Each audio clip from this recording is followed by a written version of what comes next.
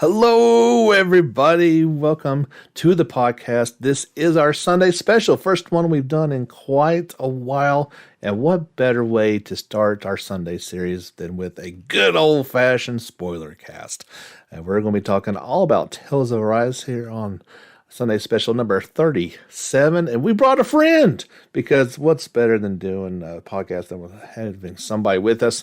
Jordan, how are you, my friend? Doing great. Thanks for having me back. Absolutely, it's been a while, but yeah, we're gonna have some fun. Just so everybody knows, the first half of the podcast is going to be just general discussion about things in the game. We're going to try to keep it as spoiler free as possible.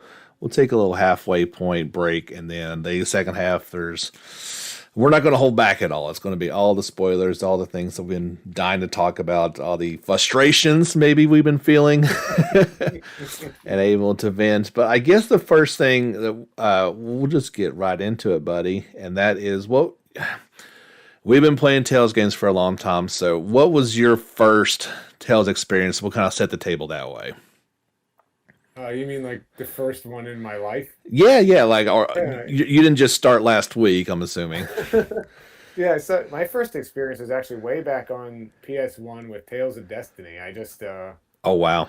I saw it just in this. I didn't really know anything about, the series. I didn't know about Tales of Fantasia or whatever before that. I just saw it in Mhm. a store, whatever. I don't remember whether it was EB Games back then or whatever that store was, and it just looked cool. Like the cover looked cool and everything. And I had the only thing I knew about it is it had combat that was kind of like 2D, like Street Fighter. And at that time, I was playing a lot of Street Fighter and those fighting games, so I thought that was really cool idea. So I just picked it up and I loved it. I thought the sprites were really really cool looking, and just the combat. I had a lot of fun doing all the different moves. Like instead of doing, I mean, of course, I like turn-based combat, but it was just a whole different feel to be like you're in a Street Fighter game and also in an RPG at the same time. So just kind of went from there, and then loved the characters and kept trying to pick up as many Tales games as I could as they came out after that. And so you've played pretty much all of them since then. Well, I mean, not the ones that weren't imported over here, but yeah, Well, pretty yeah, much the ones yeah. that, yeah. But yeah, pretty much. Except I missed the still in my backlog is the Tales of Hearts, I guess, which is in my backlog on Okay. the Vita, I On the guess. Vita, yeah, that was a good one. So we're in much the same boat. I didn't pick it up until Symphonia on the GameCube, but I maybe you agree with this sentiment as well as like I think there's two camps, and Arise kind of splits them in half. You've got new or newer players who are just kind of getting into Tales. Maybe they started with PS4 type games. Then you've got older gamers like ourselves who have played a bunch of Tales games, and Arise definitely changed a lot of the formulas. And do you feel like that's correct?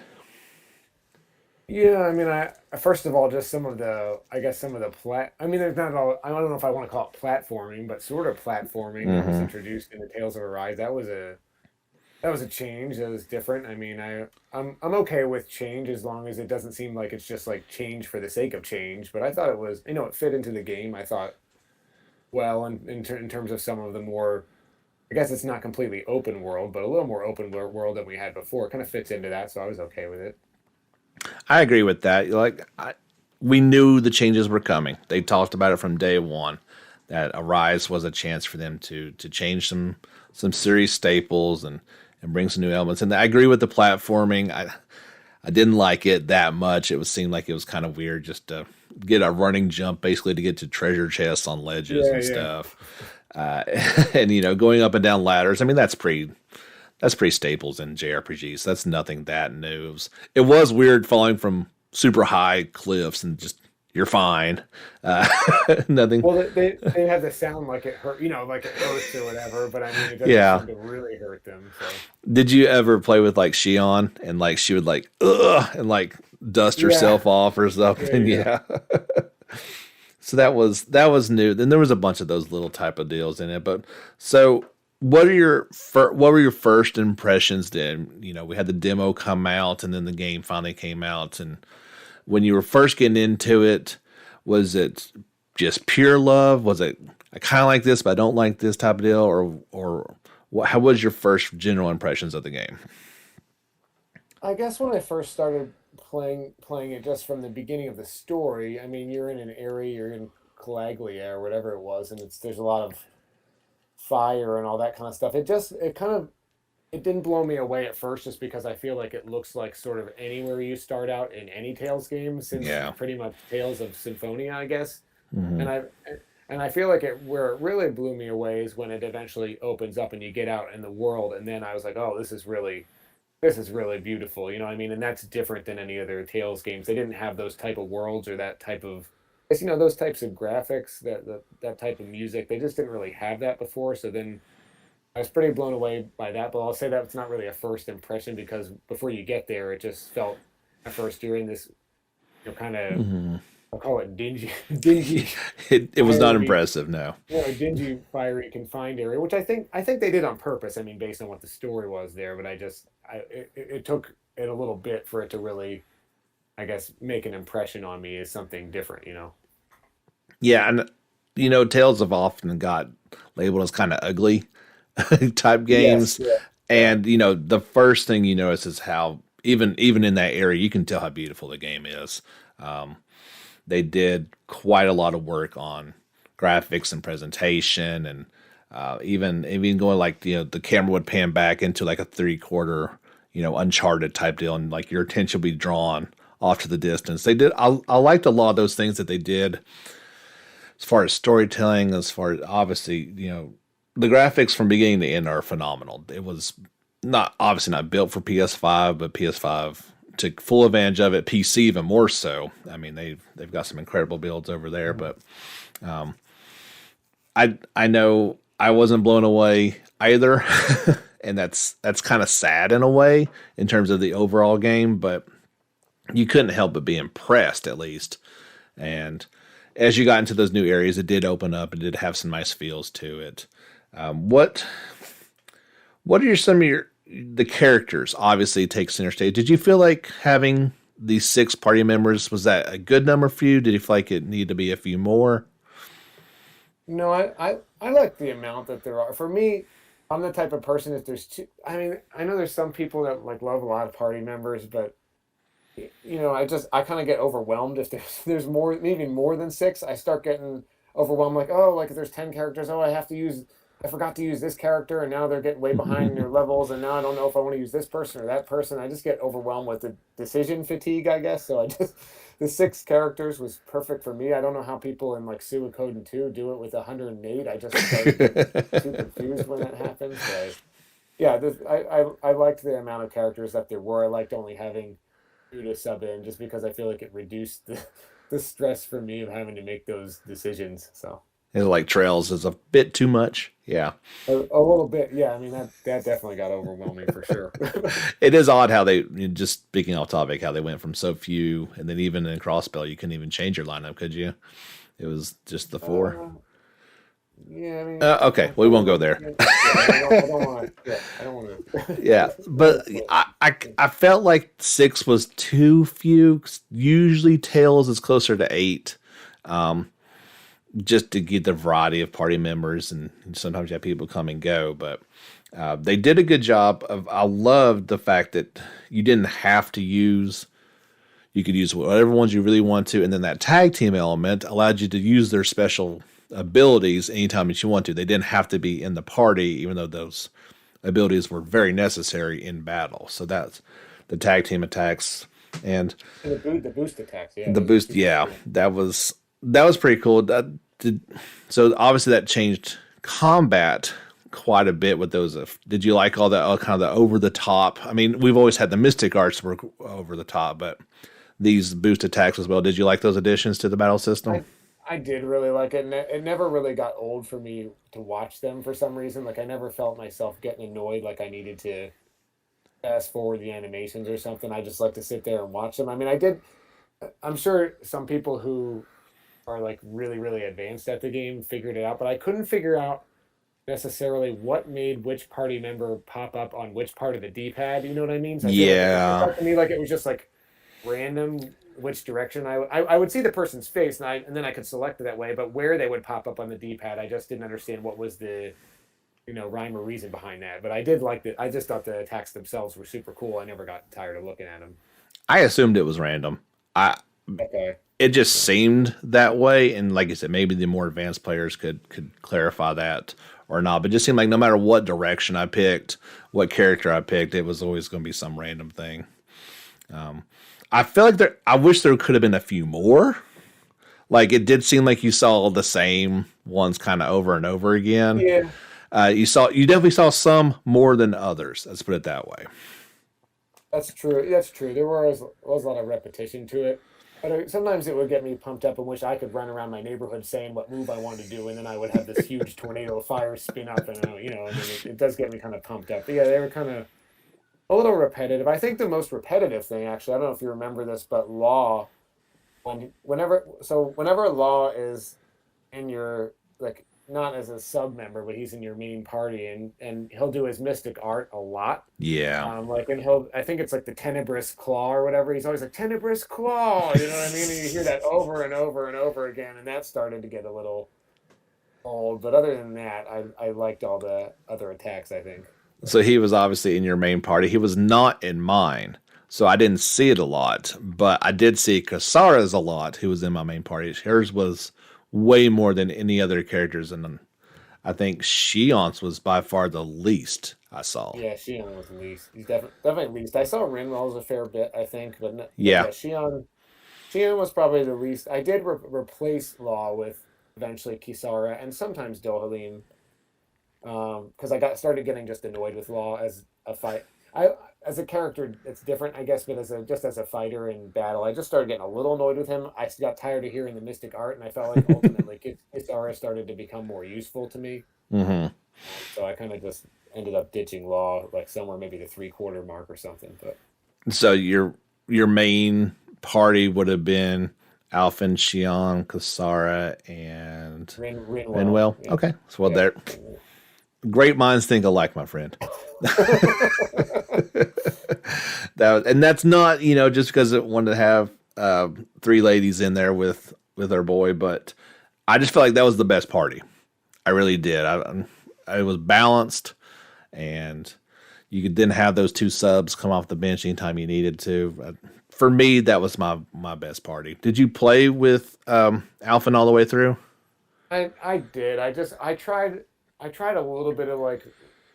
Well, first of all, not in battle. I actually played as Rinwell running around most of the time in like the overworld or whatever. Okay. But in battle, I played it as Alphen pretty much all the time. I tried some of the other ones a little bit, and I think at that point when I started trying the other ones, I was kind of too far in the game, and it was kind of I didn't feel like really taking the effort to like learn the other ones as much, I guess. So I was enjoying playing with Alpha, and I was like, I'll just keep doing this, and maybe if I decide to come back to it another time, maybe I'll try somebody else. But I thought I heard you say you like to play with Rinwell, right? Yeah, so in primary because I guess, and maybe I'm probably in the vast minority here, but I didn't enjoy playing with Alphen. I can't put my finger on why that is because I've always played as a sword fighter in the Tales games. That's nothing new. But I guess something just didn't click for me. But as soon as I got Rinwell, I was able to kind of like pull back from the fight and I guess see it more and then be able to micromanage it more and play more of an RPG build rather than more just action heavy. That helped me enjoy the entire game to its fullest, which whatever reason that was, that's how I needed to play the game in order to get more out of it. Because there was certainly to a point I was not enjoying it like I really wanted to, and that changed my whole outlook on the entire game. I remember hearing some of your impressions made it sound like you were not enjoying it for a little while. Yeah, I wasn't, but yeah, once I got Rinwell and just able to sit back there and cast spells, she was really fun to play with, like with the charge spells. That was fun because you still had to have strategy. Because of course, if she gets struck, it interrupts the spell. You got to start all over, and they take some time to cast. So you got the ability to actually move. You could walk while casting the spell in order to try to avoid some attacks. It was a lot of fun. Like if you were feeling the same way, you didn't just want to have your standard brawler. I don't think you could play as Shion. Like I don't think that would be as much fun. Kind of just sniping everything down, I guess. Yeah, well, she needed to heal so much. You'd just be sitting there healing the whole time. Yeah, that's true. She's definitely the heat. Well, sometimes when we were talking about party members, I mean, of course, Shion, like I said, was in my party, but sometimes when I was fighting against something really hard, I would bring in Doho in because he was one of the other ones who had a lot of healing. So sometimes I needed two of them, So Yes. So if you really wanted to go through the CP items, you could bring them both in. yeah. But I was gonna say about Rinwell, I can see your point that Rinwell I could see being very enjoyable to play as. I felt like she was really powerful for sure. I don't question that. So I can see your point on that one. I've not played as the mages before in Tales games because I feel like they were stronger with me not playing as them, right? Like they were constantly doing spells and I wasn't able to do as fast. Whereas in this game, I found myself able to cast just as quick as possible and really utilize her to her best ability. And it was a lot of fun. Like just, I wouldn't play it any other way. Like, I guess later in the game, it's not a big spoiler, but you can't always play as who you want to play as. Let's put it that way. And Yeah. it was not as enjoyable then. But yeah, as long as I got to play as Renwell, but I didn't run around the field with her. It was pretty much Alphen was always the one I ran Okay. around with. Okay. With Rinwell though, don't you have to I think because remember if you remember you have to get all those titles and there's all those nodes, you have the skill points, you can develop all the different skills. Isn't for Rinwell to be able to cast while she's running around, that's a skill, right? You have to get I don't think That's she can do that right away, right? No, she cannot. Yeah. She'll sit there and get hit a whole lot. But once you can open that up, it's a walk. Like you're not running around. It's a slow pace, but it at least gives you some ability to avoid attacks. Okay. And for the most part, they don't. The enemies are really dumb. They don't go after you, even though you're pummeling them with magic. Like you should be the first person they go after, but they never do.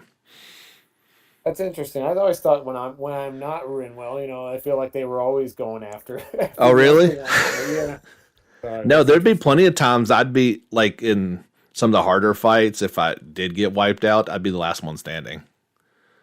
That's interesting. Yeah. I feel like they always would go after the other ones, and I'm like, would you stop doing that right now? Just come after me. And of course, if I'm, especially the older Tales games, when anytime there was a mage, just the first person I always went for, take them out. Oh yeah, definitely. You gotta get rid of them. They can wipe you out too, so you Out. gotta get rid of them. Absolutely. This game changed things quite a bit. It definitely felt like you were facing a lot more, animal enemies. There was very few people other than the lords, but I Yeah, don't yeah, know. there were a lot of. I felt like one of the things I noticed though is I don't know if it was kind of cheap on the developer's part or not, I don't know what it is, but there's a lot of the same enemy types, like I feel like they didn't really develop that many different enemies. They just like made them look different. It's like they threw like a blue skin on an armored enemy. It's like the same, you know what I mean? So I wish there had been a little more variety, I feel like, in terms of that. But Yeah, it was kind of the old school way of you've got a limited amount of polygons, and we changed the color. It's different. yeah. Or Higher it's the higher level knights. and different, yeah. The knights just got a few more spikes on them in a different color as you went a lot further along. So they use that. Yeah, I agree that the enemy variety was a bit lacking. Yeah.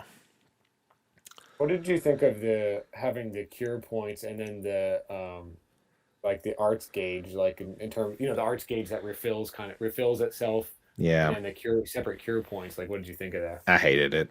I mean, What did you hate about it? the uselessness of it. The fact, so you've got magic, which is unlimited, right? Which is kind of weird. There's always been MP type of deals to some extent, but yeah, the healing, all it either required you was to have to camp all the time, which you got the boost for cooking and all that stuff. It's all related, or Yeah. spend a ton of money, trying to replenish your items all the time and using those for healing. So I didn't care for that aspect of it. Towards the end of the game, especially if you did all the side quests, you could get a pretty big allotment of CP and you'd be okay. You can, yeah. But you're talking about towards the end of the game. Certainly at the beginning, it is an issue. And like you said, if you wanted to put two healers in there, oh man.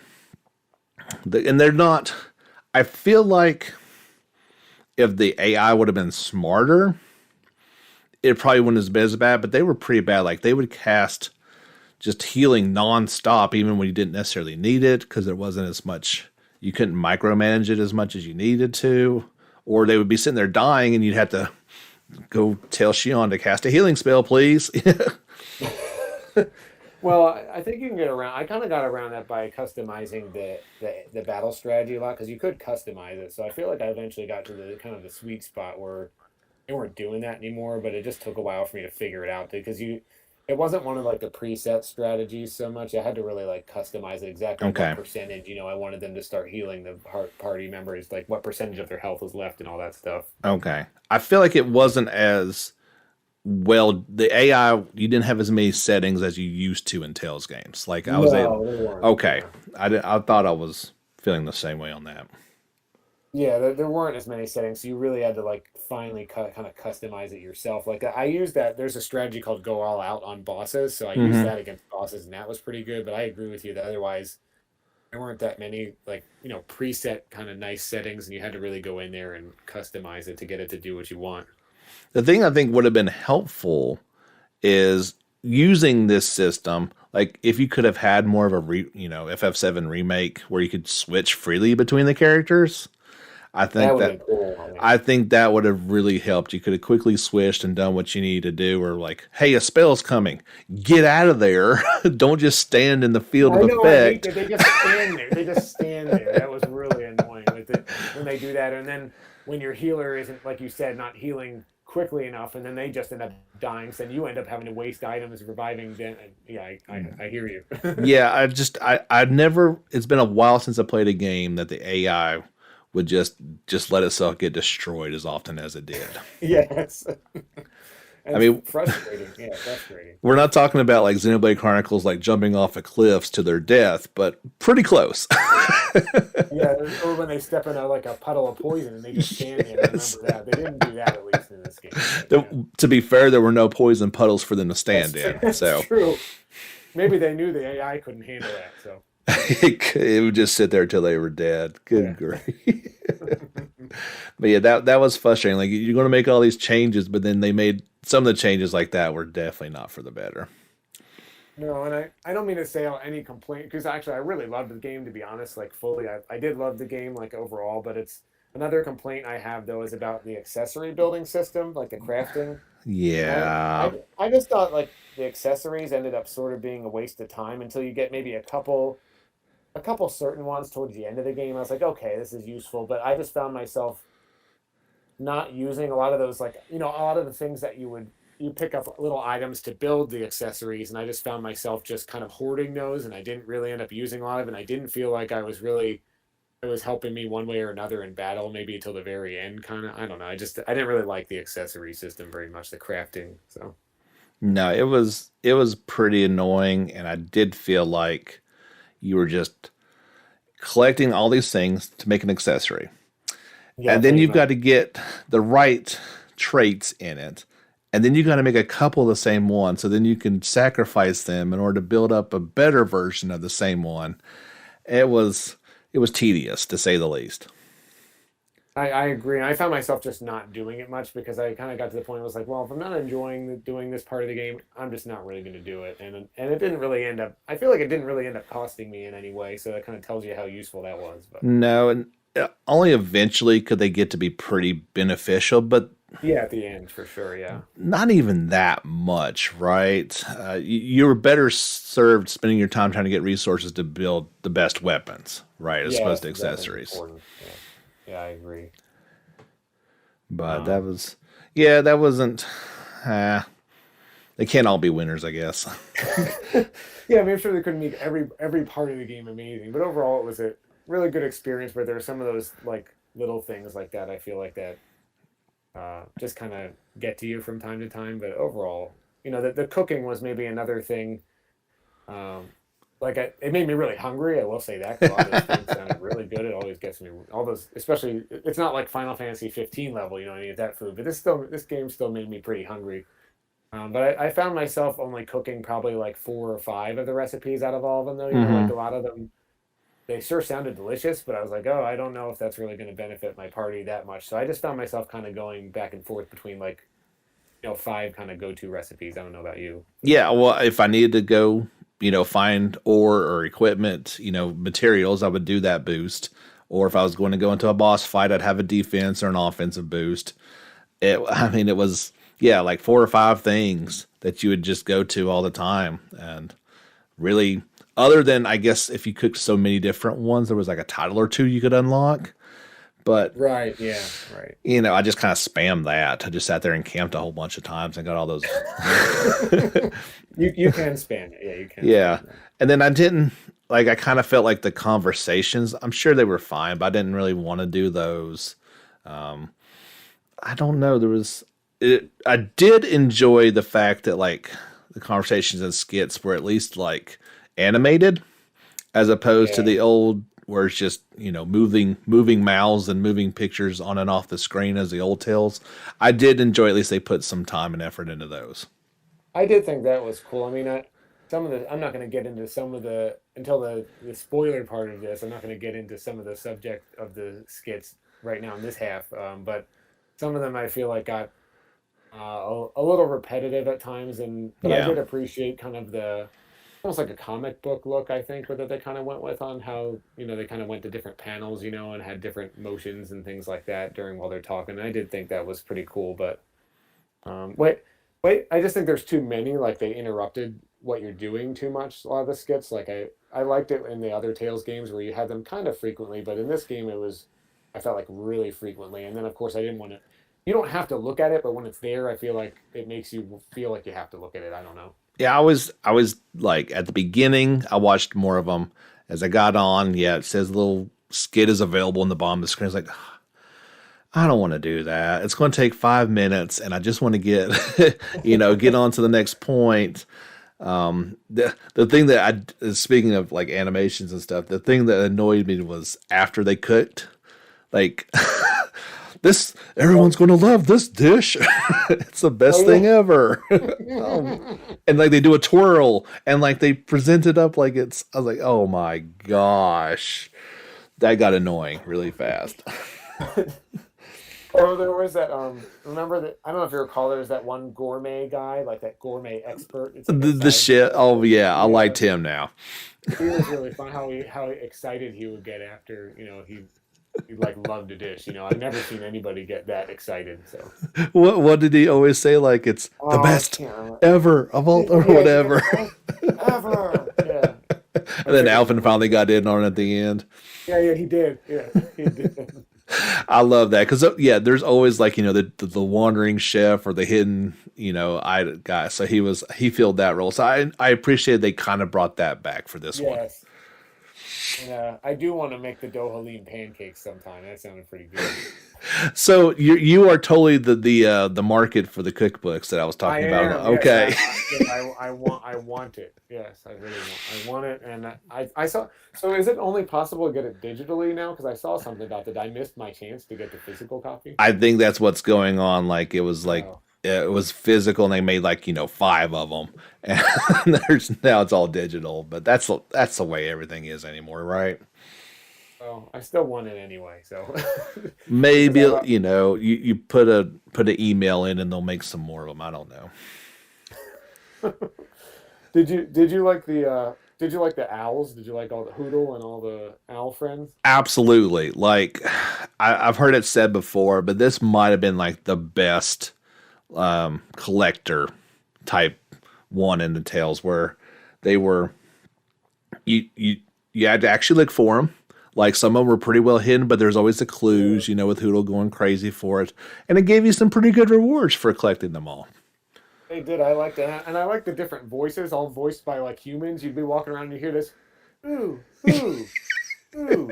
And or maybe a different surfer type of owl, with a surfer voice and all that kind of stuff. It wasn't just the same owl voice, yeah. Yeah. I did like that a lot, yeah. That was well done, and I hope they kind of because those things can get pretty stale, or it's oh, here's a little dead end path. I bet there's something hidden down here. No, it was just as you're going along, and you'd have to look. There was a couple of them, like you'd hear them and you'd be looking everywhere, so you would never find them. I'd have to call my wife over, like, can you see this owl? Where is it? I Yeah, like, can't. where is this thing? It's right there. I can hear it all around me. Where is it? Or you'd walk just far enough to where Hoodle would go away, like, oh, I guess I got to turn around. I know, and you couldn't believe that it was there somewhere. Like, I mean, they did a pretty good job with some of how they hid some of those. Yeah, that was fantastic. And going to the little Owl Highland. I mean, I miss some of the old ones, but I think this one was they nailed that one at least. They did, and I did think I didn't mean to like bash all the skits because some of the skits they still had some of the humor in there. Because it just reminded me with like Hoodle, so Hoodle like kind of attacking Law sometimes. Like, he would Yes. really want to attack. Like I did find they did have some really good humor in a lot of the skits, and it was still a lot of really funny moments. So I still appreciated that, and I thought Hoodle was a really good sidekick creature, in this Tales game. Maybe he's up there for the best mascot just because he didn't talk. I still think Hoodle's one of the best, but I did like some of the other previous ones and other Tales games that were like some people get annoyed by some of them, but I do kind of like the ones that are purposely obnoxious, that really make some of the characters irritated. I do like some of those sidekicks too. The Bien Foos, Tipo. Tipo, Mew. Oh, Mew. I love that one. But yeah, I feel like he's got to be up there just for the non-annoying factor. But just you kind of touched on the humor in part of it. Didn't you feel like there was a lot less humor than previous ones? At points. I mean, At I points. did keep watching all the skits. I kept watching all of them, so there was some humor even later in the game. A good deal of it, I thought. So, but Okay. yeah, I would say on the whole there was a little less than other Tales games, but I wouldn't say it was a lot Maybe less. I just didn't watch enough of them. Yeah, you I feel probably like just said, I just feel like it was overall was a little more serious than maybe some of the other ones were. yeah, I could agree with that. Yeah, but I don't blame you if you stopped watching some of the skits later too, just because of what happens earlier in the game. So Absolutely. So we talked a little bit about the item usage. What was there anything more irritating than just the complete lack of gold and how many items you'd have to use in particular on the boss fights? yeah, you're just running out of money all the time. It just reminds me. I don't know if you'll agree with this, but because I think you like Ni no Kuni, but I really didn't like Ni no Kuni after a while, 'cause I Blasphemy! felt like Get out of here! but it just felt like I was just constantly running out of resources, and it reminded me of that kind of. I felt Okay. like in Ni no Kuni, I was running out of resources. Although I'll say, as you get later in the game, I felt like I wasn't running out of resources as much It anymore. finally got better at the end. Um, Yeah. I agree with you about the boss item usage. I mean, it's just crazy. It just feels like you're just burning through items during on boss fights, like just like I've never seen. So It is. I mean, maybe like some old school type ones, but yeah, I've never really seen anything like that before. And part of it is your healing tied to so you've got you got your CP usage out the wazoo, but you need all your healing items to keep alive as well, and life bottles, and all it the life was bottles, you really need those. Yeah. yeah, it was definitely rough, especially at the beginning. Now, do you care to admit what difficulty you played this on?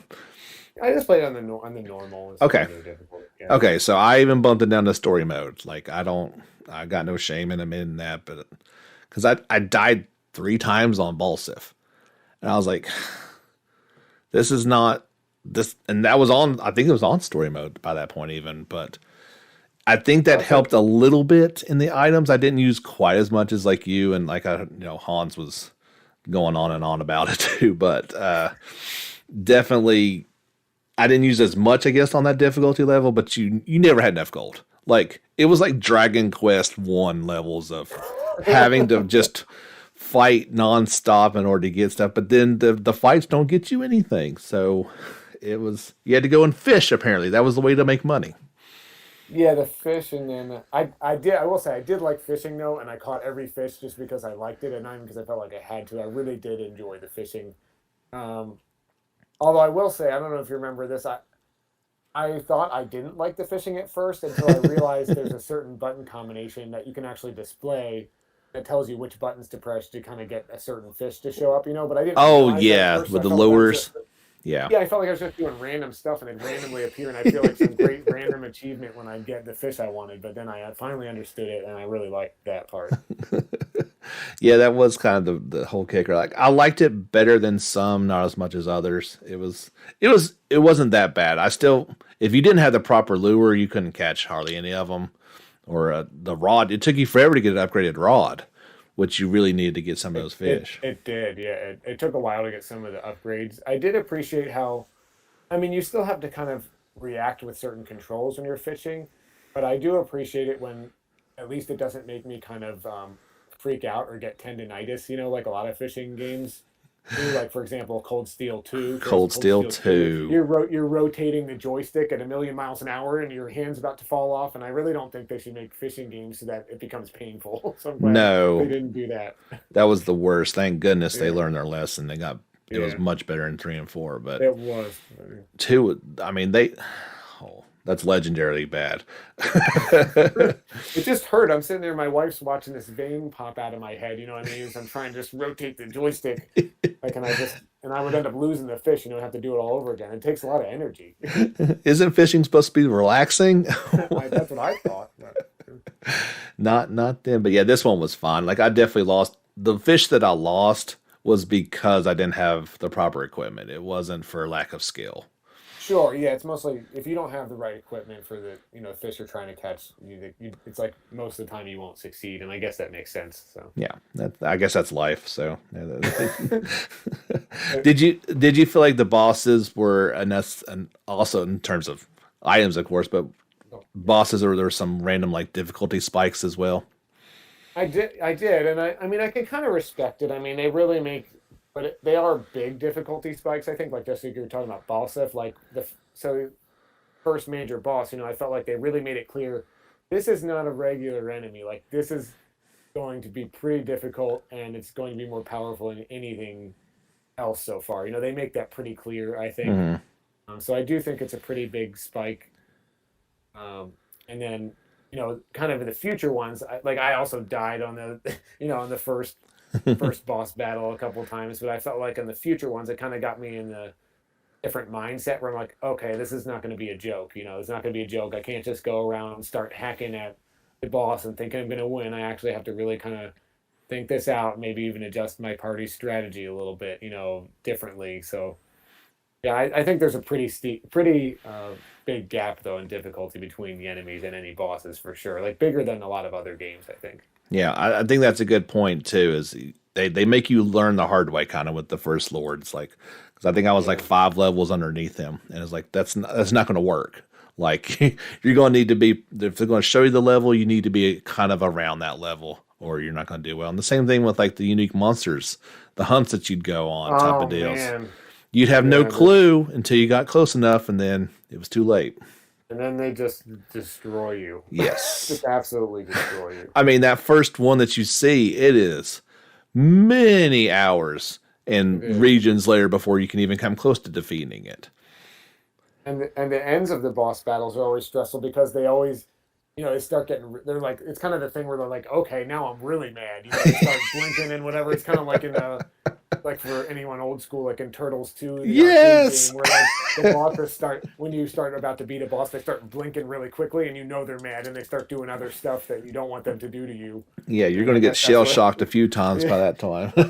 Yeah, so I just I felt like that, like, and I starts making you nervous when you're about to win, but you're really not about to win because the boss is bringing out some new tricks out of its pocket. So Oh, yeah. And of course, I mean, you get them down to 1 HP, and then you have to, engage the special attack in order to oh defeat yeah, them, right, yeah, you do. I forgot about that. which is fine. I mean, I don't, it kind of makes sense in some ways, but it's just, yeah, you can't just be hovering on 1 HP the whole time. That's not cool. I found, yeah. Well, I mean, I think it's a fitting way to watch the boss die. I think that's cool when they end it Oh, like that. But it's just yeah, and die they did. That was it got mature a couple times, and not only the boss fights, but a couple of the scenes. They definitely upped the maturity, which I appreciated quite a it bit. did. Like Yeah.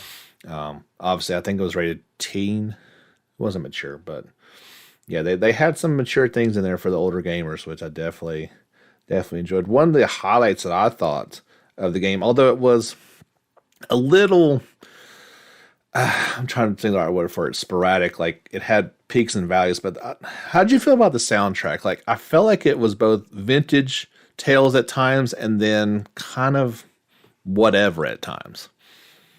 Maybe I'm just too influenced by the tracks that were really good. But I thought this soundtrack was one of the best Tales soundtracks, one of the best Tales soundtracks ever. Okay. Besides maybe Tales of Legendia is probably like my favorite. But I mean, this was really either right there with it or just maybe right below it. Just some of the, I think a lot of it is the orchestra. You know, the I orchestra was kind about of to in say the there. orchestra was Yeah, huge.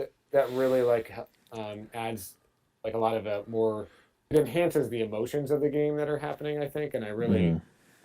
it's like an element that was kind of missing from some other Tales games. I think, and I just some of the, when Alphen always gives his motivational speeches like a coach ready, trying to coach his team into the championship or something like that. But he's given these motivational speeches, and the orchestral soundtrack behind that just really got me really pumped up. I thought they did a really good job with that. And they have some really sweeping melodies, when you're out in the open world. And I just thought, I know, I thought the orchestral soundtrack was really well done here. I thought it was one of the best Tales soundtracks. I don't know if it's just because I just have sound through my TV. I don't have anything special or anything. Did it drown out the voice at any point in time for you? Like the music? No, but No? I did have it through my surround, like I have the surround sound system, so I don't know if that had something to do with it, but I didn't find that happening Okay. just here. I didn't know if that was part of, of course, with the PS5, it's got the 3D audio, and I didn't know if that was some sort of weird nuance with that was trying to throw. But was it the Tokyo Philharmonic Orchestra? Was that who did this one? Or London? I I can't want, remember. I can't remember anymore. I But noticed it when I watched the credits, but now I forget. So yes, I can't recall either. But yeah, it was like I said, at times it was just phenomenal. Just and other it times was, yeah. I was kind of, the only reason why I say that is that since then I've been listening to a bunch of soundtracks here lately, and it seems like every time I hear like an old Tales, track, I'm like, I get more emotion out of those old ones than I do when I think back to Arise. But it definitely had, and obviously, no matter what, orchestra is the way to go with JRPGs. If you can do it, Yeah, it makes a huge difference.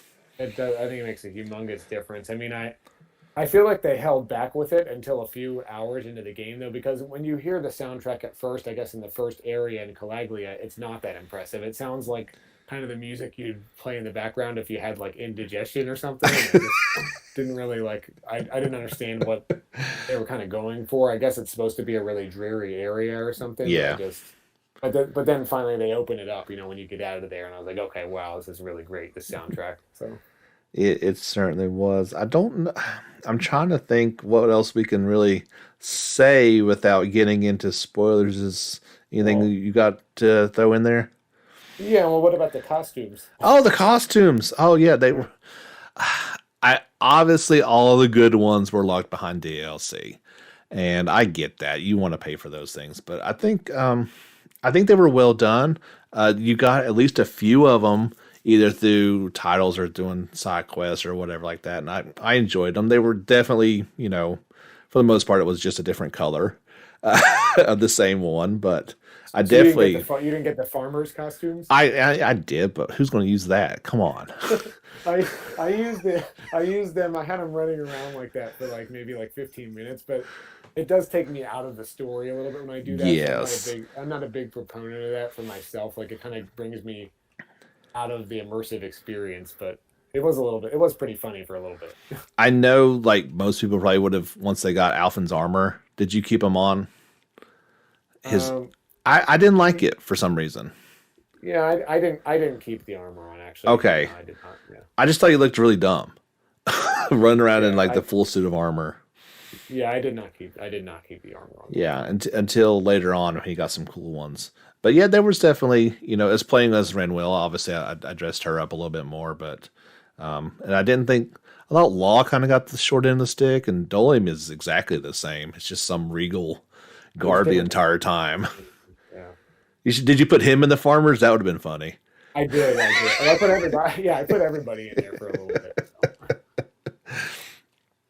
So. But yeah, I feel like that this game probably would have been fun to, if I had the money, to buy some of the outfits because they were really, really amazing. But then, of course, they were locked behind the paywall. But those notifications were annoying, though. Oh gosh, yeah, that was bad. That was not a good move on their part. And it just wouldn't. I thought it was just me actually until I heard you say something. I think recently on another episode or something. I thought it was just me. I was like, why can't I get these things to go away? Yeah, no, I guess that was the last update. It did finally take that stuff away, but for 2 or 3 months, you'd have had to sat there with constant reminders of, hey, Yeah. you want to spend $50 more? You can do that. And yeah, they reminded you that they would love your money. So yeah, and as I mentioned before, I did have an issue with the DLC being able to like make the game easier with more gold and those type of abilities to get more experience, and that would have made the game easier. But yeah, I just don't. I don't know. Like those things irk me. I don't know why. Yeah, I don't really like those kinds of things either. But I guess that's just the reality of gaming anymore. I think it is. I thought of one other thing. What did you think of the voice acting in the game? But that was pretty good. The main 6 were exactly how I would have envisioned them to be. They were all, of course you have the characters as he is, and then, halfway through it, they're, oh, I'm completely not the person that you thought I was. Like to a T, they were all kind of like that. But I thought it was pretty good. Knowing the challenges in particular with voice acting that they would have had to go on through making this game during the pandemic, I thought it was pretty well done. I thought that. I mean, granted, we're talking about the English voice acting here. I didn't listen to the Japanese voice acting, but I thought the English voice acting was really. I thought it was really well done. I mean, yeah. There were some times when here and there, like when I was saying, like when Alphen was giving one of the speeches or something like that, it started to feel like, okay, like this person is acting just a little bit, but otherwise, I think it was pretty well done. Yeah, I agree. The thing I will say, and correct me if I'm wrong, best thing about the entire game was loading it up in the opening scene or the opening animation. I loved watching the animation. I'm glad you brought that up. I could not stop watching. Well, there's 2 animations I won't talk about. We won't talk about that just yet. But I mean, like any animation for the game is awesome. Yeah. They always do a really good job with that opening animation. I feel like this was easily probably top 3. I really loved the song and what they did with it. It was up there. I mean, I think Abyss was one of my favorites, the intro to that, and this was definitely right up there. I mean, I didn't watch any of it before I ever played the game, so it was the first time I saw it. I never watched any trailers or any of that, so I was pretty blown away by it. I never skipped it. Like I always wanted to watch it, and that's really saying something. Yeah, me too. I watched it. Yeah, I definitely watched it every time.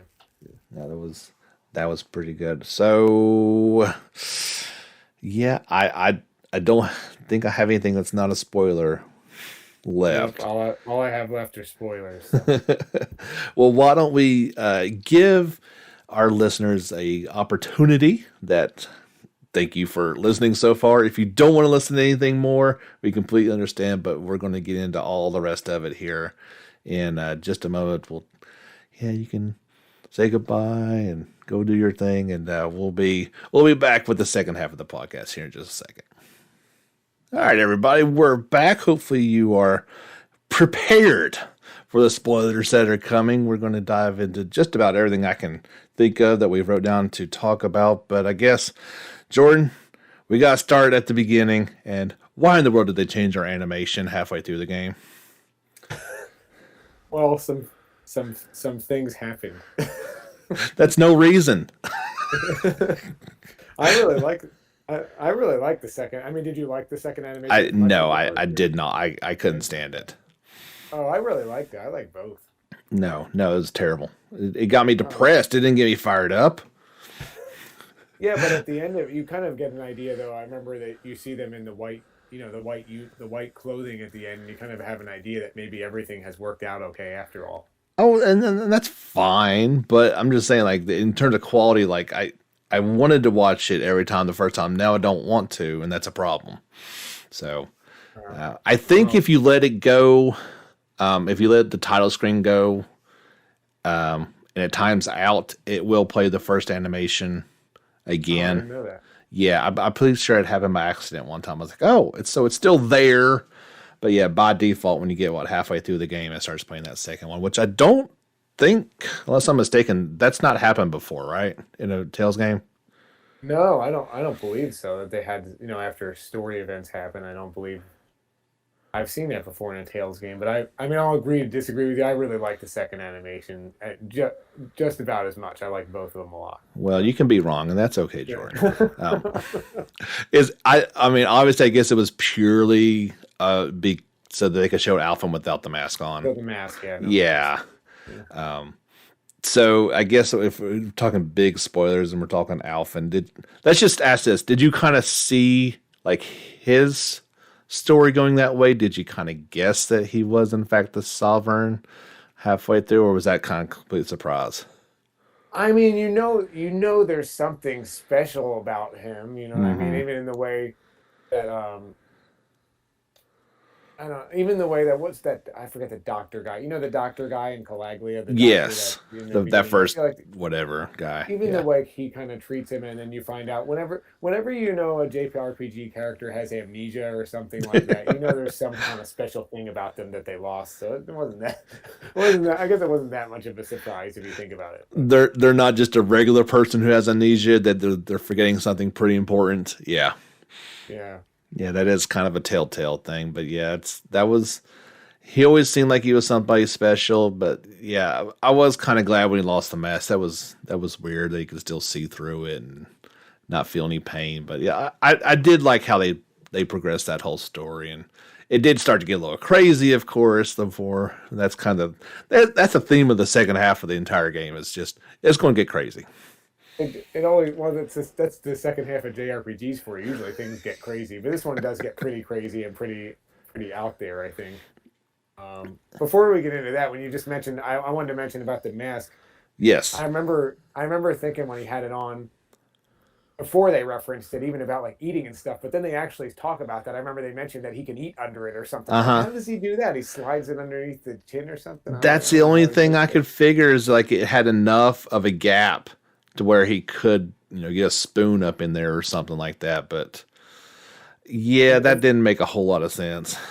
well, can you imagine what that would do to your skin after 300 years or whatever it is? I mean, can you imagine like he Apparently takes his nothing. He looked yeah fantastic. he did he takes his mask off. It's like maybe he's had like a facial for 300 years.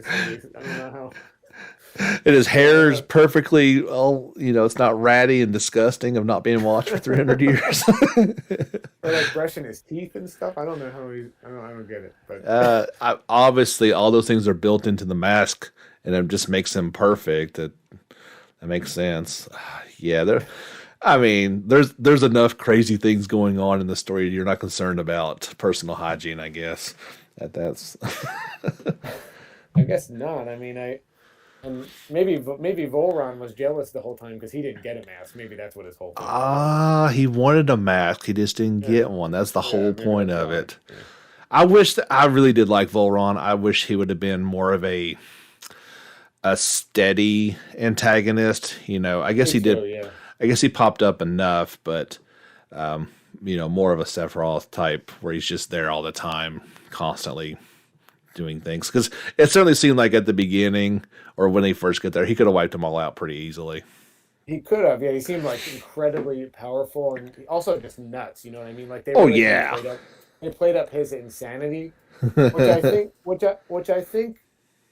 when you think about it later, he was a little too insane to be the main villain. You know what I mean? Like just a little too insane. Like you'd want him to be the main villain, but then they just kind of made him so crazy. I feel like, of course, then he couldn't be ultimately. Absolutely. And it's always like whoever you think the villain is, there's always some bigger thing lurking out there that has to be in there. I can't just have like the regular human bad guy. There's got to be something otherworldly going on. This game certainly I mean, goes, he does show up like a big jerk near the end and ruin the Renis Alma though, right? He self-destructs with it, so he kind of ruins one of the plans they had. I mean, that's part yeah. he was important in ruining their plans, I guess, at the end in a way, but Special ability was Plans Ruiner. Yeah, yeah. it's that's a pretty jerk move. Yeah, yeah, you are correct. That is I mean, I guess let's just get into crazy story parts. Like All in right. terms of tales, this is about as out there as it gets. It's out there. Yeah, it's out there. Yeah. Did you like the direction that it chose to go in, or would you at least want to stay? Like now, Tales have definitely had multiple planets, like and planes of existence, or however you want to look at it, like that. That's Yeah. nothing. That's nothing new, but it just feel like this one was completely different with the space element to it. Yeah.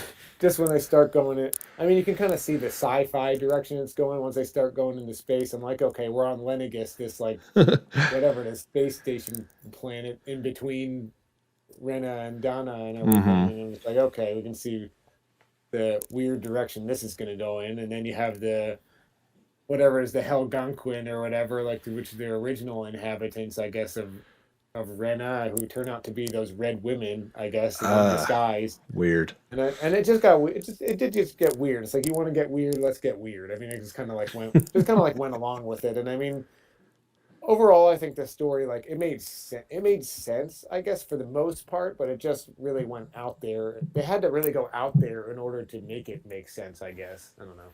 Yeah, I feel like they could have not gone as far as they did with. I guess the alien race was probably the kicker for me. Like, I kind of already kind of halfway thought that's what Renans and Danans were the same.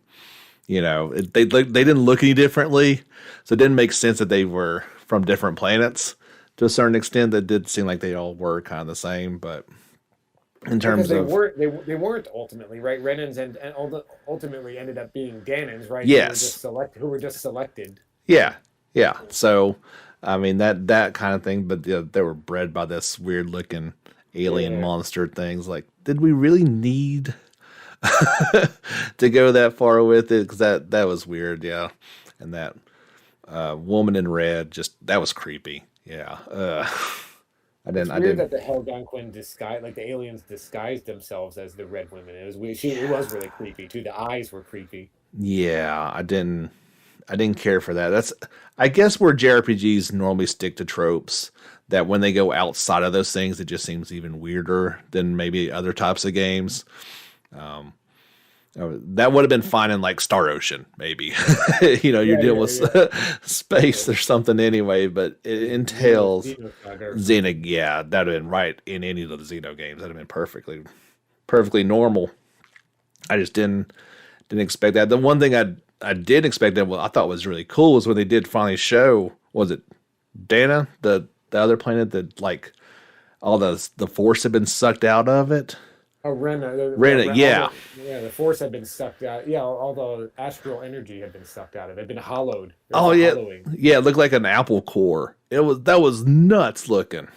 with that, and then it's like the flower coming out with like there's all the astral energy being sucked from Dana. It was really weird. Yes, it was like so. I mean, I enjoyed because I enjoy a good sci-fi twist to it. I thought those parts were really cool, and I enjoyed them quite a bit. But it just seemed like it was too much to really all digest at the end. It was a lot to happen all at once, and just to find out that like basically it's this great spirit or whatever who has it's just like it's like astral energy that has gathered all together to become so concentrated it became like alive and sentient. You know what I mean? I thought that was kind of a weird. I feel like that was kind of contrived. Like they had to kind of like make this kind of make that idea up to make this whole thing work. But Yeah, that does seem to be the case. Like it wouldn't have worked any other way, so we're going with that one.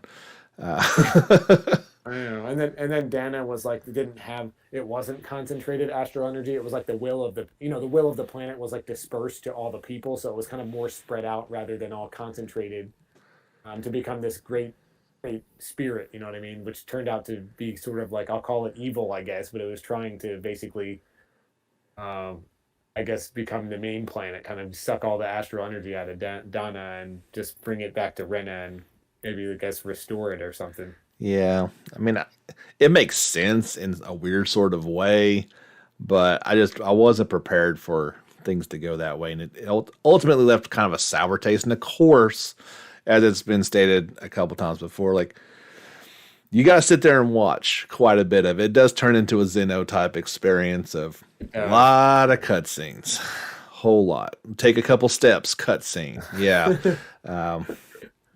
I didn't like it. I'm now we are kind of, if you've been playing games for a while, I mean that used to kind of be the way it was, just a lot of cutscenes and figuring out a bunch of stuff. But the way the story was told the entire time to that point didn't make sense to just have 2 or 3 hours worth of cutscenes at the end. I think it's more just like so much happened. They had to do that in order to explain everything that happened. I mean, there's just so much to explain. Even that Yeah, crown contest, where's the actual current Renan ruler, like the actual sovereign now who apparently won the crown contest, only to find that he's made up. You know what I mean? Just yeah, even explaining that. yeah. That was wild. Yeah, it's like nobody's ever seen this guy. Oh, okay, that's not. Because he doesn't exist. Yeah. Yeah, nobody's ever asked a question before. That's fine. And then Nothing. Shion's thorns explained too. They had to explain the reasoning for that as well. So Yeah, I wasn't sure how that was going to end. I was like, this could go bad. Like, it wouldn't be the first time a major character hasn't made it through the game. I was like, maybe that's what's going to have to happen here. I wasn't sure until the very end how it was going to turn out with her. I think the end was more like a little bit of fan service, like because they could have ended it. See, I was just trying to remember. So in the ending, I think so after Volron came and basically self-destructed and destroyed the Renis Alma, Hmm. and there was the second plan, which was to allow Shion to basically take in the Great Spirit and destroy it herself. So she basically destroy herself, and the Great Spirit. So Hmm. I feel like they could have gone that way, you know what I mean, with the end of it and had it end differently. But I feel like the fan service was to kind of have her live, and have the ending maybe everybody wanted. So they had to do that, like all of a sudden Alphen's third plan, which was to basically kind of commune with the Danan spirit and use its strength to defeat Rena, But it seemed kind of like a cop out just to have a happy ending. It was. I agree, but I don't hate the fact that it was a happy ending. As I guess I've gotten older, I like the happy ending. Well, I don't want the sad. Everybody loses in the end, and of course, if we're going to talk about happy endings, this one did have an ultimate happy ending, which I was happy to see at the very end I with. did. I liked seeing it, but I mean, I felt like the way they arrived at it, this seemed like they kind of made that happen. But I did like seeing the happy ending, and you even see after, their kind of their lives together after that too Yeah, a little bit, which I thought was cool. that was certainly very nice. And so before playing it, the Tales of team had announced this is a standalone game. Like there's no DLC, there's no sequel. So the ending makes complete sense. Like happily ever after, we're not the world's not going to need you to take up your sword again type of deal. I felt like that was a nice touch because so often it's like doors are left open, possible You're right. sequels. No, it was all done at the end. Yeah, I did appreciate that. I mean, but I just felt like they had to come up. The fact that they had to come up with this third plan all of a sudden with Alpha, and it seemed like this sort of thing they had to do to make the happy ending. But I guess if they had to do that, it's fine because I did like seeing the actual happy ending itself. So Yeah, I mean, and of course, that's no matter what plan you have, it doesn't necessarily happen in the end. It's things are going to happen, so you got to have another plan. But Volron did a good job of messing all that up, and the fights against Volron in particular, I didn't love. Was it one time when you're both the sovereign fighting and you can't lose? That was kind of yeah, well, weird. it's like when he goes. I forget which fight it is against him, but you had to fight him like with some of your party members before, and then you're right. It's like and then at the very last fight with him, though, then you can't lose. Like it's basically you and him one on one, kind of like the Sephiroth deal, Yeah, and and then you're fighting him one on one, and then it becomes like where you can't lose at that point. yeah, which is good because I was getting my butt kicked. Like I would have lost instantly. He was destroying me. It was really kind of like, oh, okay, well, let me just keep on pressing these buttons until the fight's over, I guess, because I can't lose. That He was no joke. no, no, but that wasn't that. The game is brutally difficult at times. Now, I guess we're going to skip around a little bit. I didn't really play the optional stuff as much. Now, you did. I did, yeah. Did you do everything? Now, I guess there was a Earth Temple. Is that the one that?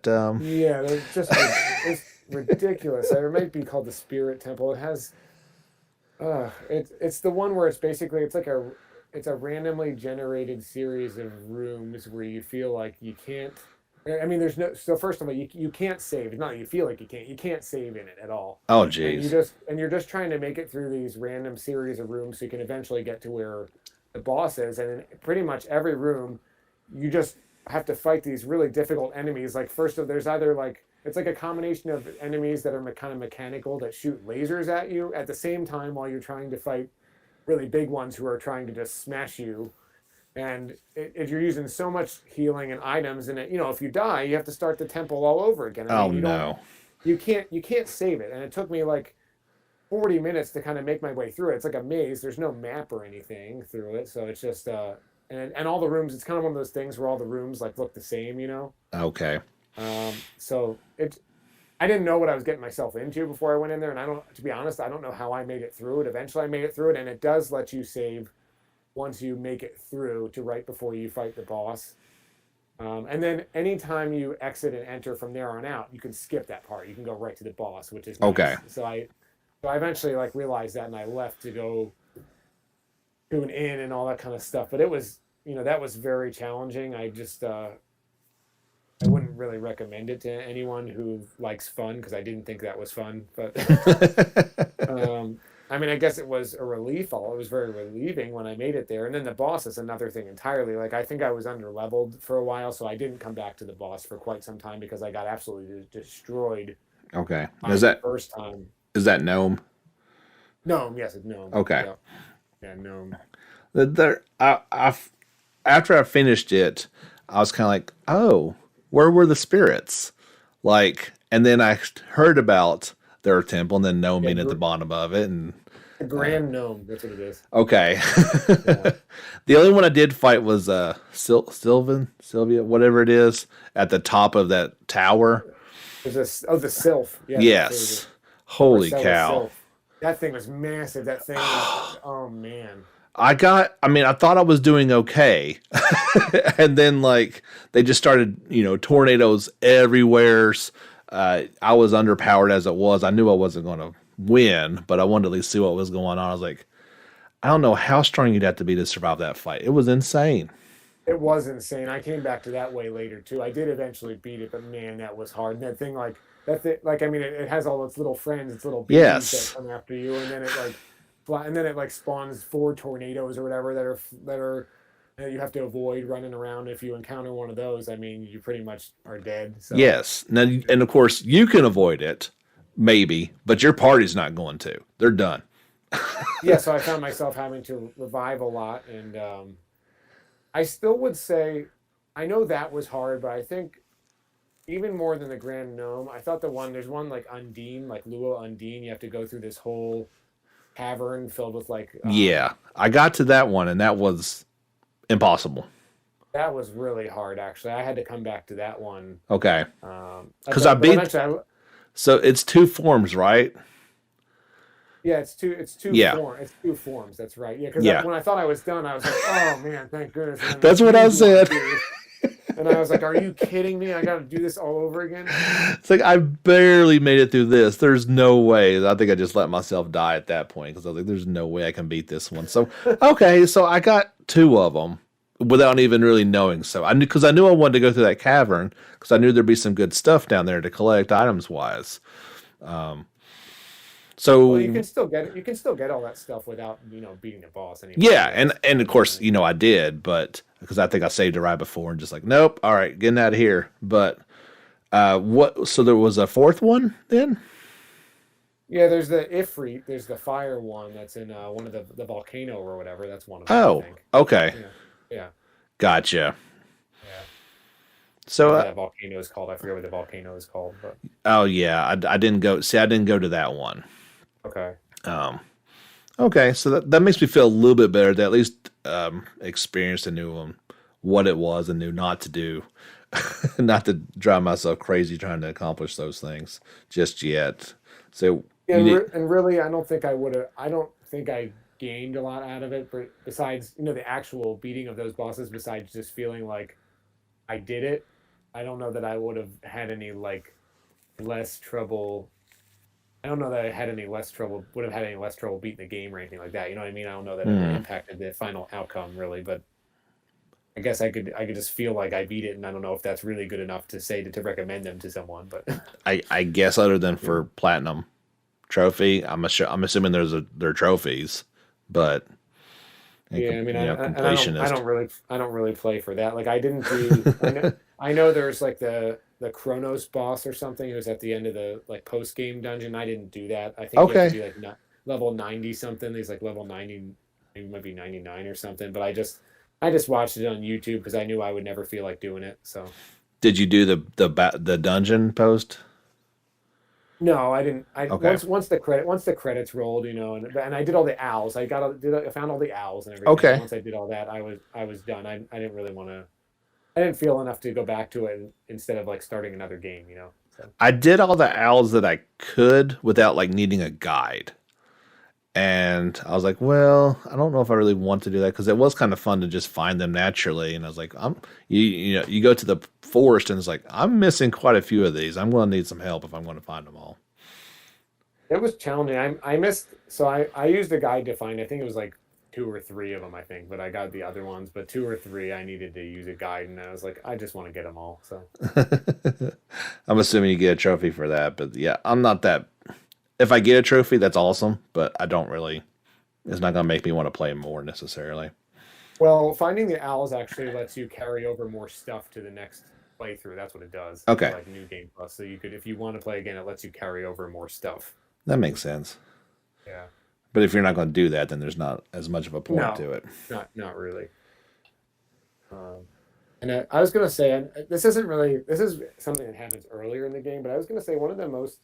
I can recall two most emotional parts of the game. I guess one was where Zephyr dies. That one felt like Yeah, that was really hard. That was that and was the rough. father and son thing where he doesn't get to really fully live. I guess have the relationship with his father that he finally realized he wanted. Law, and I just felt like that was very emotional. That was hard to watch. And then Hmm. also um, where you're on the ship after Almadria, you beat Almadria, and then Shion gets taken away. When Hmm. finally Alphen regains his. He has a sense of pain again, so he can't touch her. You know what I mean? He can't pull her away, and Yeah, like that was hard to watch too. But I feel like the Zephyr thing ranks number one for me. That was the hardest scene emotionally, I think, for me. that I mean, you could see that one coming in a way, but it's like you didn't want it to happen, and I think that hits. Those were the type of scenes that would hit people hardest because a lot of us, not everybody has that perfect relationship with their father, and maybe not to that extreme, Yeah, but yeah. not all of us have our dad's blood on our hands per se. But I thought that scene was incredible, and then watching Law never get over it. As Never gets over it. No. how could you? Like no matter how many pep talks Alfin gives, he was responsible for that.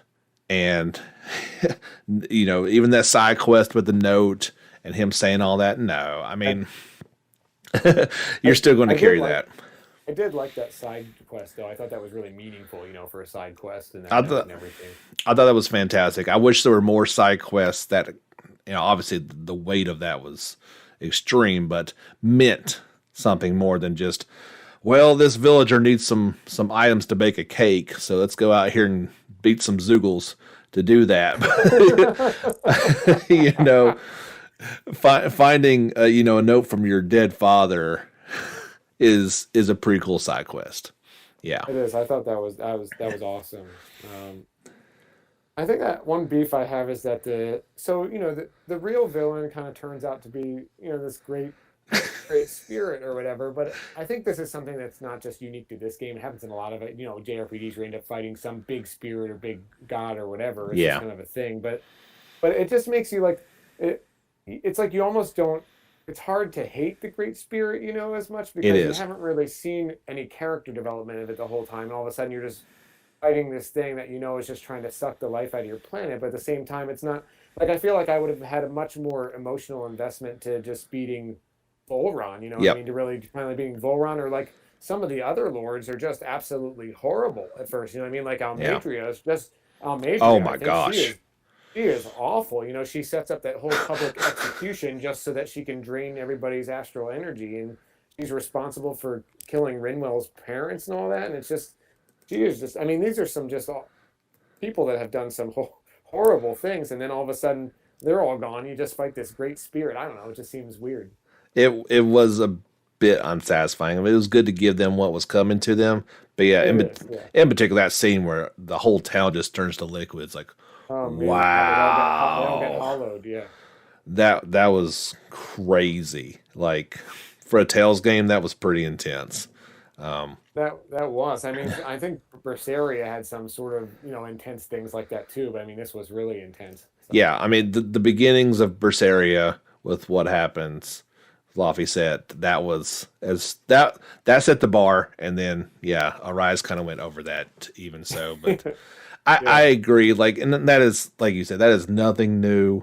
Like you fight who you think the final boss is going to be, or you finally get to it, it's like, oh no, here's God. You got to go kill, or the person merges with God. It's like I expected that. Oh That's yeah, they do merge sometimes. I Yeah. thought Volron was going to merge with the Great Oh Spirit yeah. and make some sort of thing, and I'm surprised it didn't. But Me too. Yeah, that's right. That could have happened. yeah, in end of Final Fantasy 12 type deal where they just become all buff and godlike. But that's the way it is. You just kind of accept that's what's going to happen. You're going to be fighting some great spirit, and that's going to be the final boss. I do agree with you about the Volrun thing could have happened though with the merging because they put him. Remember they put him in the chamber, which was supposed to serve as an artificial maiden for the great spirit summoning ceremony or whatever, the spirit summoning ceremony. So Right. he was trapped in that room, which was the maiden. You know what I mean? So they could have done something from there, which could have had him merge with the great spirit. So I'm surprised they didn't go that direction. Yeah, it is odd. Yeah, what to tell them? Like, hey, that's what you should have done. Fix Yeah, you it. should have used the other JRPG trope that we didn't use this time. Yeah. I mean, that is the way they are. But I guess overall though, the ending it was pretty good. It did wrap everything up. Like I didn't feel like there was any unanswered questions per se. No, and I felt like they did as much as you can wrap up a game. I feel like they did it. Like as you said, sometimes other games aren't wrapped up in such a neat way, but I feel like this one is pretty wrapped up. Yeah, I think that was one benefit of them coming out and saying that this was a standalone game. There was not going to be sequels or post DLC and then they were able to do that. So, as longtime Tales fans, what do you think this means going forward? Is it going to kind of remain this? Are they going to bring anything back? I mean, one thing we didn't talk about was the post game or post fight skits that they cut from this. Were you a fan of Oh that? yeah. I didn't mind because the talking afterwards was Yes. good. I thought so. That was all right with me. It seemed like reasonably realistic. So I think I didn't find myself longing for the other quotes or moves that they always say at the end of fights or whatever. So I thought that was all right. I feel like I missed it at first, and then once I got these characters, like it would have been really kind of awkward for them to have like battle poses afterwards.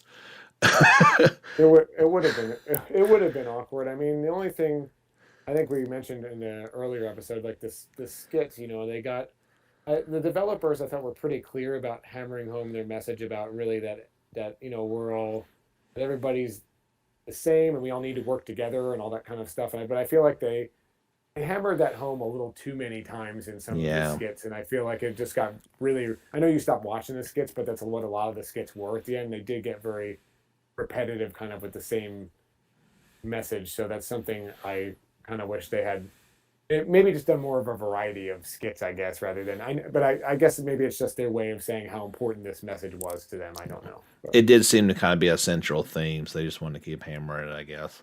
yeah, And with you know the differences is what kept them apart for so long. That these are what we're actually the same. We should band together type of deals. But so do you think this is the way it's going to be, or are they going to go back to some of the other Tales games? This you kind of feel like this is the new normal for them?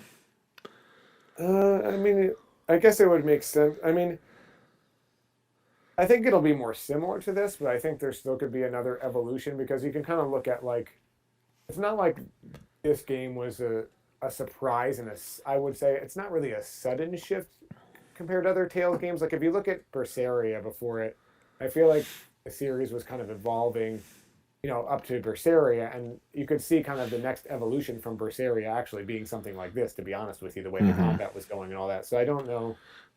I I think there'll be some further evolution, just but not like a huge evolution. I just think it'll be more maybe similar to this, and maybe they'll go back to adjusting some of the skits and things like that again. Maybe they'll do that, but I don't know. I don't see it being all that different from this, but just maybe something we haven't thought of yet, I guess. Yeah, I'm sure they'll take fan feedback and they'll do study groups and see what people liked and didn't like. And yeah, I think overall, I think with the move to Unreal Engine 4 and what they were able to do, graphics and engine wise, it was a natural progression for the series that they felt like it had staled out and they needed this change. So I don't see them going back on it. That's what doesn't really matter if people didn't like it overall, because I think the overall reception to it was very positive. And it was a really, really, really good game. I really, really enjoyed it a lot. I would recommend it, maybe with some caveats or small complaints. Like I would recommend it to pretty much anybody, I guess. But I just I would say though I would be just as happy going back to play Tales of Destiny again. I love that style of game too. So I don't need it to be this style to be fun or something. It just happens to be the next evolution. But I mean I love the old games too, so We're definitely we see the branch in terms of they're making a console and now a mobile version. oh yeah. I mean I didn't care for the last two mobile ones now, but I really would love to see an old school either Destiny or Abyss type Switch handheld more experience, right?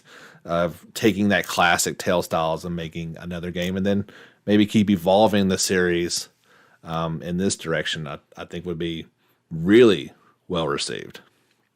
I would really enjoy that. I would enjoy playing a classic style Tales game again, even like a new one. I think that would be great. I mean, I agree with you. I think they should really kind of do both if they can, or even if they just did a Switch remastering of Tales of Destiny. And Tales of Destiny 2 is not that easy to get anymore. So I Hmm. mean, that'd be cool if they had like some kind of bundle or something like that. Yeah, I can see, because personally speaking, I didn't play those games, and they, like you said, they're not exactly easy to get.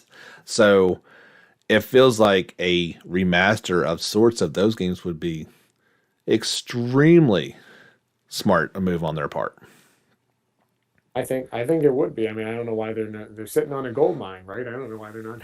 Yeah. Yeah, I don't know why they're. I mean, I'm sure they have other things they're focusing on because we want them to. We want developers to do a lot of things. So, but it would be really cool if they brought back some of those classic Tales experiences for us. I mean, I think they've showed a willingness to do that. We saw it with Vesperia, and after 10 years, they decided, well, we need to get this out to more people, and why not go back? There's still people that really would like to play some of those old games. Modernize the experience a little bit. Not we don't want to be playing PS1 type deals all the time, but well, as long as it's not mobile only, I think I'm fine with it. Me too. And like you said, as long as they put in the quality of life things, like I think we're kind of in a society now where you just can't have like 45 minutes between save points. You just can't anymore. You know what I mean? No. Or where you have to leave on the, like you have to be able to get up and do something when you need to be able to do it. So I mean, they have to, I really think they have to put in quality of life things where you can save a lot more often, the old games, and then where you can fast forward some animations and like the battle animations and things like that get repetitive in the older games. Like we're just not in that kind of society where we have the time to, where we really have the time to sit there and watch those things anymore. We want the experience, but we also have other things to do more quickly, I think, than we used to. So Absolutely. Like, yeah, you don't need to save like anytime necessarily. But yeah, every 15, 20 minutes would be nice. So at least have that ability to do that. I understand that the strategy of not having an anytime save function, but it's just not as feasible as it used to be. Yeah, it's not practical. I don't want to have to tell my wife, oh, we can't go out to dinner right now because I can't get to a save. I have to get to a save or I'm gonna lose all my progress. You know, Yeah. I don't want to do that. Or risk, leaving the system idle for a few hours and coming back and Right. it's frozen or something. I guess Yeah, yeah, that yeah. doesn't happen as much as it used to, but it's certainly a It possibility. used to happen. Yeah. Oh yeah, we've all come back to the dead screen and like, oh, I guess that's it. I guess I'm redoing this 3 hour dungeon. yay! That's exactly what I want. Now, you said you liked this game as one of your favorites, but it didn't have any spiders in it. So how could you like this game? Man, that's why I play the Tales series, right? They don't have that many spiders. That's why I play it. They don't have any But you spiders. played all the Trails games, and it's nothing but spiders. Oh, yeah. That must tell you something about how good the story is from of the Trails games. Then, because I just can't deal with them. I can't deal with the spiders. Trails wouldn't be so bad if it wasn't as grotesque spiders as they tend to come up with too. And why do we have to get to like later parts in the Trails games, and then all of a sudden you're just walking and a giant spider hangs down from a cloud? Like, you know what I mean? Like just out of nowhere. It's just ridiculous and disgusting. It is ridiculous. And I'm very disappointed there was not more to frighten you in this game because it would have looked pretty cool. I mean, with the graphics in this game, like I said, there wasn't that much variety, so I guess that's what they went for. Just they had their build, and that's what they went with. Yeah, they left out the spiders just for me. I'm glad they did. That's exactly what it was. I heard in a so I heard this because I've played Xenoblade Chronicles 1 and 2. I have Xenoblade Chronicles X for the Wii U. I haven't played it yet.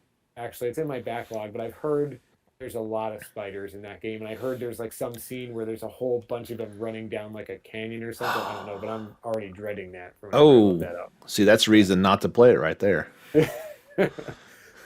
So I don't know about that one. The Xenoblade, they love the spiders too, as you remember. Yeah, but I mean, it feels like with those, like if you're going, because there's a lot of caverns and stuff like that. That's where you expect giant spiders, right? Yeah. I don't mind if it's in place, like you said, like if they're starting to just hang from the air, there's nowhere so you can see their web attached to. It's like, come on, that's Well, not. I think they were from another plane or something, so I think that's how you're supposed to make sense of it. Yeah, The oh, plane because that makes sense, right? Another plane. They're still spiders, yeah. Yeah. All right, Why so they the do. the two big questions. Let's just do it for this year then. I guess by default, there's no way this is not JRPG of the year. Well, I mean, because you can't say I don't think Ease 9 is JRPG of the year, Mm, and probably not. I haven't played World Ends with You Neo, but just judging from its reception, it probably isn't. hmm And then the only thing I could see it competing with it maybe is the FF7, remake, the Intergrade, the DLC. I mean, that was really Right. that was really good, but I just think That's because hard to it's not count that. it's hard to do, Yeah. yeah, because it's not like an entire. I guess you could say it's not an entire game. So I Yeah. mean, Tales of Arise, but the other thing is, what about Final Fantasy 14? I don't play that. I mean, I heard it's fantastic, and a lot of people love the different packages that come out for it. I mean, do you think it's possible that one of those would be JRPG of the year So like instead, or Endwalker, I mean, yeah, it's yeah, it's certainly feasible, and I think anybody that's been allowed to log in and play it would probably say so. But I don't know. I like it's hard for me to even say that's a possibility just because of some of its limitations. And yeah, it was late. I mean, it just came out too, so that's got to factor in at least a little bit that most people couldn't play it and probably are not done with it by this point. I would guess. But it has to be at least in the running. So I mean, for me personally, you throw in there like Bravely Default 2 and Until They Arise 2. But that's just because I'm weird, I guess.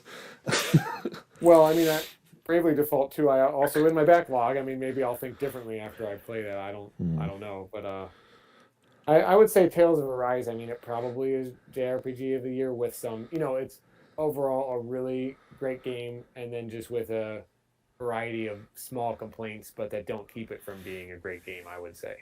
I feel like even though I didn't love the game, it's still it for me because it almost feels like I'm nitpicking in reality. It does. Yeah, I feel like I'm nitpicking too. The things we talked about, I feel like Yeah, I'm nitpicking. for me, this is not like Final Fantasy 15 where there's major flaws with the No, experience. yeah. There are just little things that, as a longtime fan, I didn't care for, but it doesn't mean they were wrong or bad. They were just different.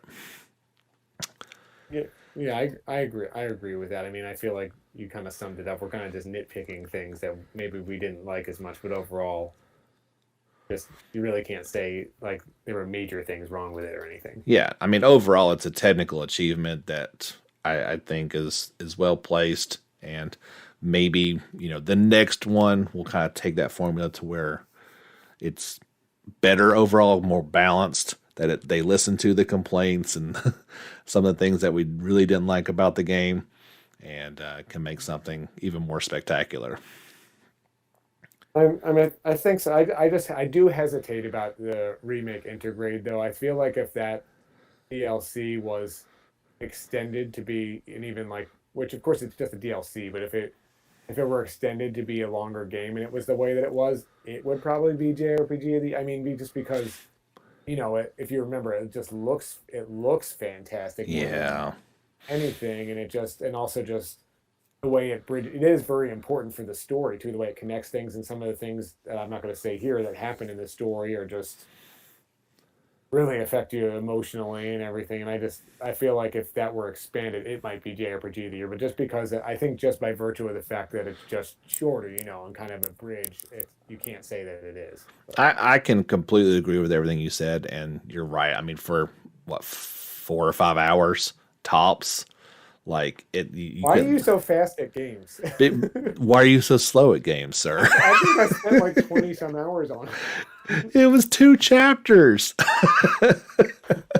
I guess I just did a lot of stuff, and I don't know. I did all the Condor, whatever, Okay. and stuff. I don't know, but But I mean, it would need to be at least a full length game. yeah. I feel like. I mean, or at least something close to it. I just feel like that was too. It was incredible.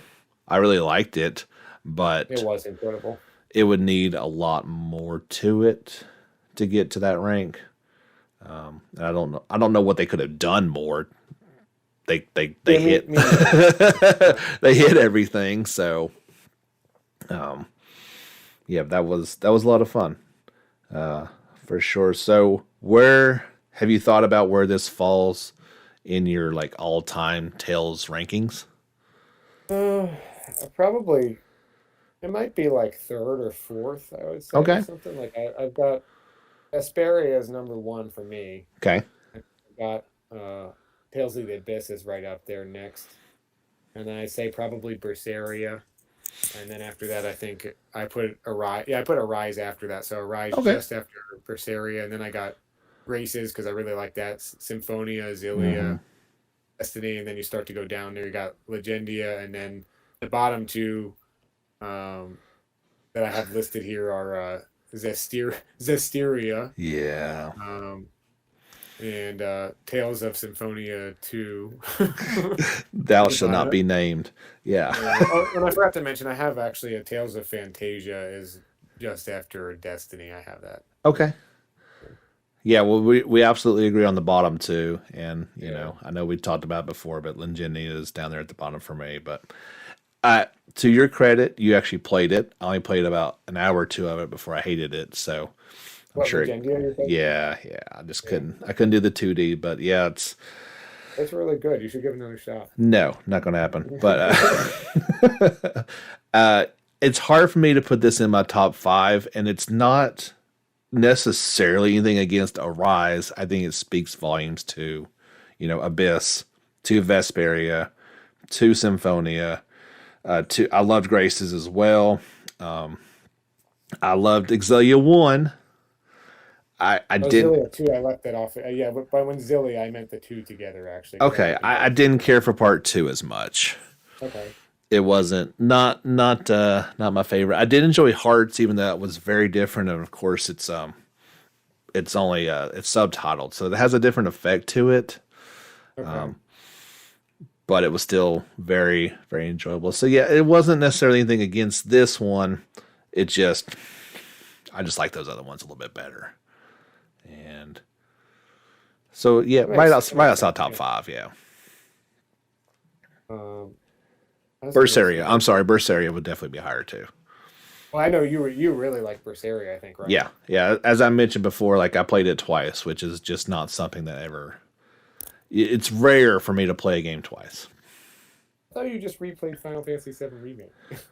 That's different. It was on a different system. Ah. It was all upgraded and pretty, and of course that's a shorter game too. I mean, it's not a long experience. So, Well, for you.